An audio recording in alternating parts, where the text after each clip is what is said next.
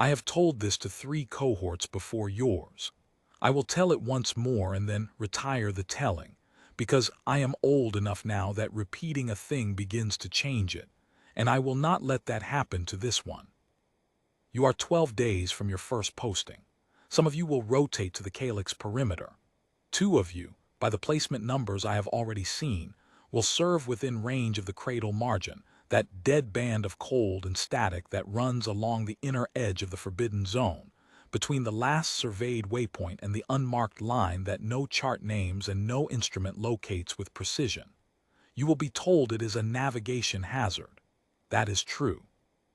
You will be told the margin produces sensor interference that can throw a calculated course by as much as 4 degrees over a short transit. That is also true. What you will not be told, because it does not appear in any operational brief, any boundary treaty, or any doctrine document filed with the Solvith Compact, is what happened to me inside that margin 41 years ago. I am telling you now because I owe it to you. I will not file it. I will not append it to the record. When I am finished, you will understand why, and you will keep it the same way I have kept it, quietly and alone. I was a junior scout commander at the time. 1 ship, a light survey vessel crewed by 4. We were mapping approach resonances along the outer margin, standard work, nothing near the inner boundary. A navigational error. That is what I wrote in the log, and that is what I still call it, because that is the most honest word available. The margin bent our calculated heading by 6 degrees, not the standard 4. We corrected late. When our instruments reacquired a reliable fix, we were already across the inner line. I knew it immediately because the interference stopped. That was the first wrong thing. The margin is loud, a constant static pressure that fills every passive receiver on the ship. The moment we crossed the inner line, that pressure was gone. Total silence. Not the silence of empty space, which has its own low register of background radiation and residual signal. This was an absence. A silence that was aware of itself, if that means anything to you. My crew looked at me. I told them to hold position and make no transmissions. No beacon, no distress, no navigational ping. I had the presence of mind for that much. We had crossed by approximately 3 light seconds by my best subsequent estimate. We were inside the forbidden zone. There was nothing visible. No installation, no vessel, no boundary marker of any kind. The charts that cover that region, the ones that do exist, which are old and imprecise, show nothing there. A transit route, unpatrolled. We had violated a border that did not appear to actively maintain itself, in a region that appeared to contain nothing at all. I brought the ship to a minimum signature state and told my crew to begin a quiet, passive-only assessment. If we could determine our exact position, we could calculate a return heading without transmitting. We would leave the same way we came in. We would file a navigational anomaly report. We would say nothing about the crossing. That was the plan. I held it for approximately 40 minutes. At 40 minutes, our port thruster array registered an automatic correction sequence that I did not initiate, and that my crew did not initiate. I have reviewed that log entry many times over the years, and I can tell you that the source code for the correction came from our own navigation system.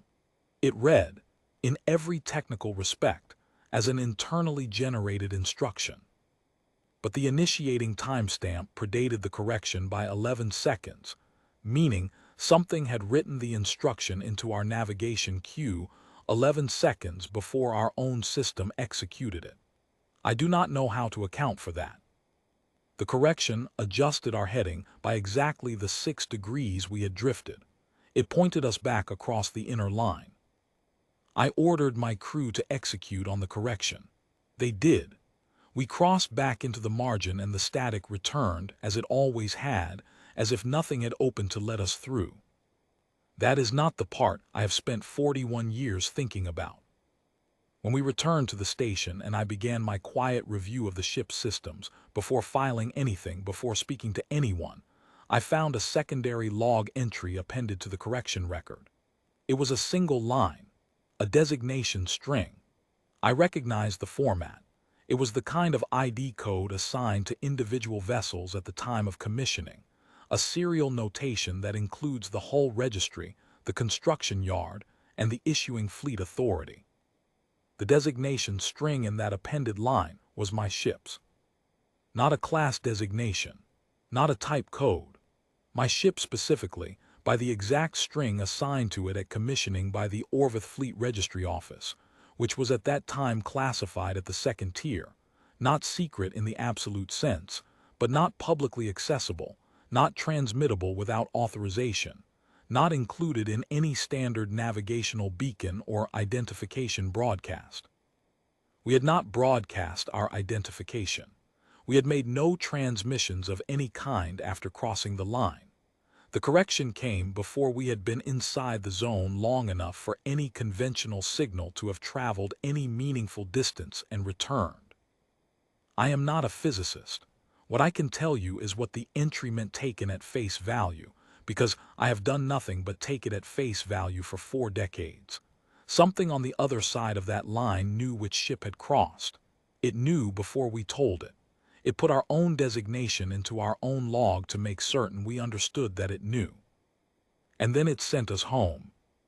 No warning, no pursuit, no alteration to any member of my crew, no communication I could identify as communication. The log entry could have been a systems artifact, a corruption in the correction sequence. I have heard myself almost believe that at certain hours. No one who examined the ship afterward found anything unusual. No one knew to look for the right thing. I kept the entry. I copied it to a personal storage medium and erased it from the ship's record before I handed the vessel back to the station. I filed a navigational anomaly report. I noted the 6-degree drift, the magnetic interference pattern, the corrected heading. I said nothing about 40 minutes of position-held silence on the wrong side of the line. The report was received, logged, and filed in a category of routine. Nobody followed up. My crew never spoke of it outside our 4. I asked them not to, and they agreed without much discussion. I think they were as grateful as I was, and as reluctant to examine that gratitude too closely. Here is what I want you to take with you to your postings. The legend you have been taught says that human space punishes what crosses its borders. You have been given numbers, how many vessels, how many fleets, how many species, and the numbers are not wrong. The lesson drawn from those numbers is that you do not cross. That lesson is correct. But it is not complete. The complete lesson is this. Human space was aware of my ship before I had the wit to announce myself. It had access to a classified registry document it had no conventional means of possessing. It corrected my heading, entered my own designation into my own log so that I would know it had done so deliberately, and released me without a word. I do not know if that was mercy. I do not know if that was warning.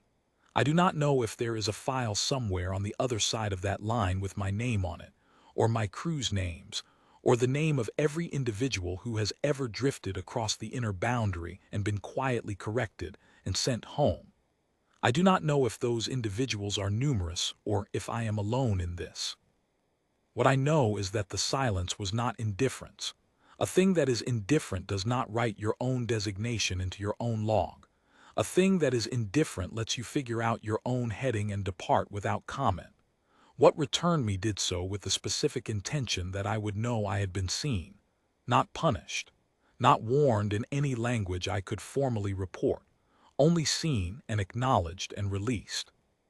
That is a different kind of power than the numbers describe. The numbers are about what human space does to those it stops. I am telling you about what it does with those it decides not to stop. I do not know what the deciding looks like from where the decision is made. I only know what it felt like from my side of the line. You will serve near that border. You will run standard transits through the outer margin. Your instruments will drift. When they do, you will correct early, and you will correct without transmitting, and you will give the margin no reason to wonder whether your error was an error. Because the possibility I have never been able to dismiss, the one I carry with me, quietly, every day since that posting, is that it already knows which of you it is watching. It already has your designation in a queue somewhere. It has already decided what it will do with you when the moment comes. And the fact that I am standing here, 41 years later, is its only answer to every question I still have. I will not take questions, dismissed,